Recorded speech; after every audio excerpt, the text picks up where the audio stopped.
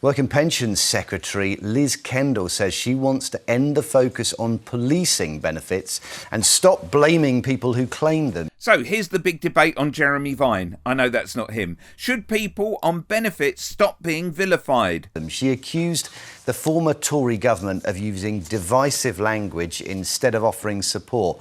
Ms Kendall acknowledged that rising welfare costs are unsustainable, but in an interview with The Observer, she told out-of-work Brits, "I want to say we're on your side. We're not going to write you off and blame you. We're going to bust a gut to give you the support you need to build a better life." Of course, in these sorts of debates, you have the fors and against. So here's retired Cockney copper Peter Blexley airing this old story. Well, talk's cheap.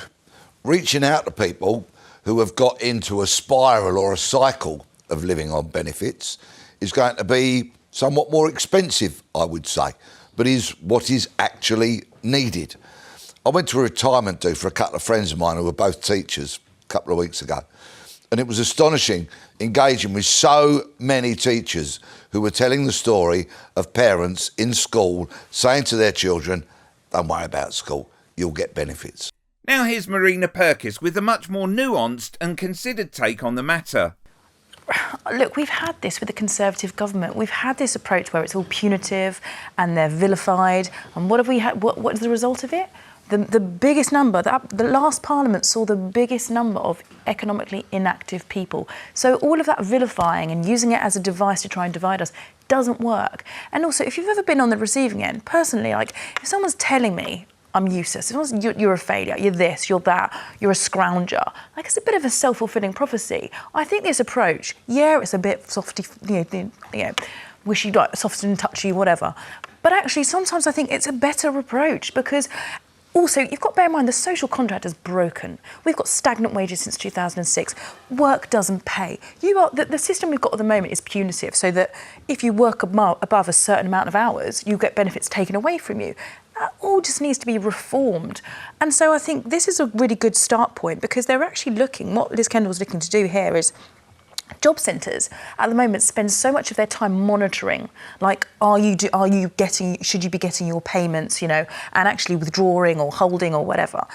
Job centres, and they're linking it up with the Careers Advice Service, which I think is a great move, and also with the NHS. It's about supporting you into roles. What skills do you need? What training do you need? What apprenticeships do you need? What is it in health-wise that's stopping you from getting that job? Linking you up with that. Because so many people, again, that 9.4 million that's quoted as being economically inactive, you can already just get rid of 5 million of those because they're students, they're carers, they're people who are sick, disabled.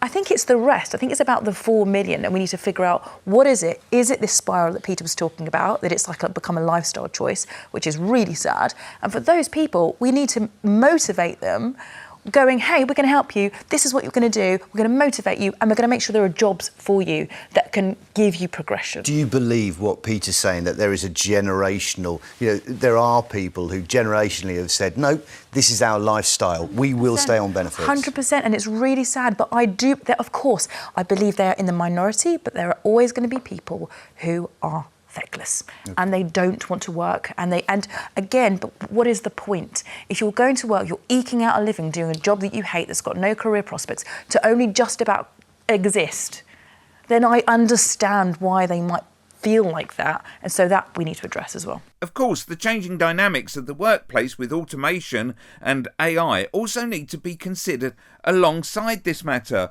What jobs are there left to do? Dead-end ones with no hope, inspiration or any security? What we're living through is not the best situation in terms of motivating job seekers. Click here for Purkiss versus Peter Bone.